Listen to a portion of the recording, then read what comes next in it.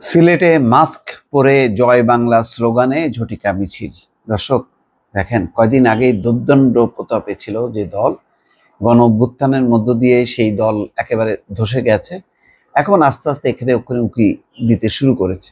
এই কারণে সিলেটে তারা মাস্ক পরে মিছিল করছে, যাতে তাদের মুখগুলো চেনা না যায়, অর্থাৎ তাদের ভয় ভীতি গ্রেপ্তার এই আতঙ্ক বিরাজ করেছে।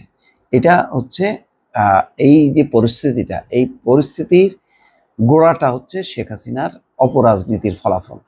আজকে যেই পরিস্থিতিটা আওয়ামী লীগ মোকাবেলা করছে, ঠিক একই পরিস্থিতি 15টা বছর কিন্তু বিএনপি এবং জামাত, প্রধান দুটি রাজনৈতিক দল, সেই পরিস্থিতির মধ্যেই ছিল কম বেশি। তবে বিএনপি বা জামাত তুলনামূলকভাবে অনেক বোল্ড ছিল, অনেক অ্যাগ্রেসিভ ছিল। ফলে তারা এখন যে অবস্থাটা, এই অবস্থাটা হয়তো মাস্ক এখনো আছে, কয়েকদিন পরে হয়তো খুলবে। আস্তে আস্তে তারা পা মেলতে শুরু করেছে।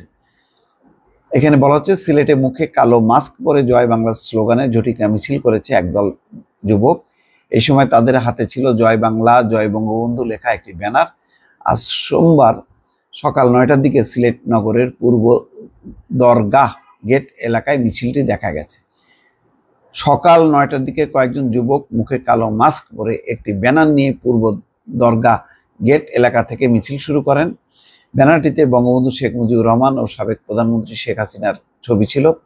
মিছিলে থাকা যুবকরা জয় বাংলা, জয় বঙ্গবন্ধু স্লোগান দিয়ে পূর্ব দরগাহ গেট এলাকা থেকে শুরু করে চৌহাট্টা মোড়ে গিয়ে শেষ করেন। মিছিলটির একটি ভিডিওতে দেখা গেছে কালো মাস্ক পরিহিত কয়েকজন স্লোগান দিতে দিতে সামনের দিকে এগোচ্ছেন। এই সময় আশেপাশেও নজর রাখছিলেন মিছিলের অংশগ্রহণকারীরা, মানে ভয় ভীতি নিয়ে যে কোন দিক থেকে দাবড় দেয়। তারা শেখ হাসিনা আসবে, রাজপথ কাঁপবে, শেখ হাসিনার ভয় নাই, রাজপথ ছাড়ি নাই, শেখ হাসিনার কিছু হলে জ্বলবে আগুন ঘরে ঘরে, বাংলাদেশ হাসবে, শেখ হাসিনা আসবে, ছাত্র লীগ লড়বে ইত্যাদি স্লোগান দিচ্ছিলেন।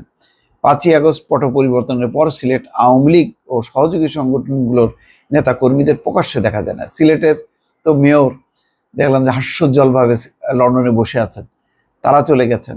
তারা একদম নিরাপদে সেখানে বসে ইউনূস সহ কতজনকে নাকি আন্তর্জাতিক ট্রাইব্যুনালে তাদের বিরুদ্ধে অভিযোগ গণহত্যার দায়ে, সেগুলি করবেন আর কি। তো এরা হচ্ছে যাদের টাকা পয়সা ছিল, সম্পদ ছিল, তারা সটকে গেছে। এখন এই যে এরা যারা আছে, তারা তাদের টাকা পয়সা নেই, হয়তো নেতারা টাকা দিচ্ছে, বলছে যে মিছিল কর, তারা করতেছে। এইগুলো অবস্থা আর কি। মানে যাদের সেই ক্ষমতা নেই, অর্থ নেই, তারা পড়ে থাকলো, আর সুবিধাভোগী যারা, তারা চলে গেল। ওই যে সোহেল তাজ বলছে না, যে দেশ ধ্বংস করে টাকা পাচার করে তারা এখন বিদেশে বসে আওয়ামী লীগের নেতা কর্মীদের ঝুঁকির মধ্যে ফেলে দিয়েছে। আসলে বাস্তবে তাই। এখন এই যে তারা মিছিল করতেছে আতঙ্কগ্রস্ত হয়ে, চারিদিকে তাকাচ্ছে আর স্লোগান দিচ্ছে কাঁপতে কাঁপতে।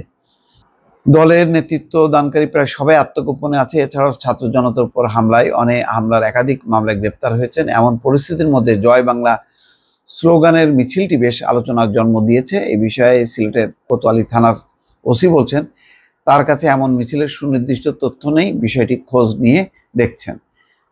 মানে ওই 28শে অক্টোবর, গত বছর 28শে অক্টোবরের পরে বিএনপির কিন্তু ওইরকম অবস্থা ছিল। তারা ঝটিকা মিছিল করতো অল্প কিছু নিয়ে, এখন আওয়ামী লীগকে করতে হচ্ছে এরকম অবস্থা। এই অবস্থা কতদিন করতে হবে এটার কোনো ঠিক নেই। এবং এই যে রাজনৈতিক পরিস্থিতিটা, এটা স্বস্তিদায়ক না। বাংলাদেশের রাজনীতিতে সবাই জানে যে আওয়ামী লীগ আর বিএনপি দুটি প্রধান রাজনৈতিক দল। তো দুটি প্রধান রাজনৈতিক দল এখন, আগে বিএনপি কোণঠাসা ছিল, চরমভাবে নিগৃহীত অবস্থায় ছিল, নির্বাচনে নাই, 2 দফা তো নাই, 1 দফা ছিল কোনো রকমে, সেটা আবার দিনের ভোট রাতে হয়েছে। তার মানে বিএনপিকে কোণঠাসা করে, তাদেরকে জোর করে পদোন্নত করে তারা ক্ষমতায় আঁকড়ে থেকেছে। আজকে তার খেসারত দিচ্ছে তারা। এইভাবে চলবে পাল্টাপাল্টি কতদিন? এটি হলো এখন প্রশ্ন। দর্শক ভালো থাকবেন, আল্লাহ হাফেজ।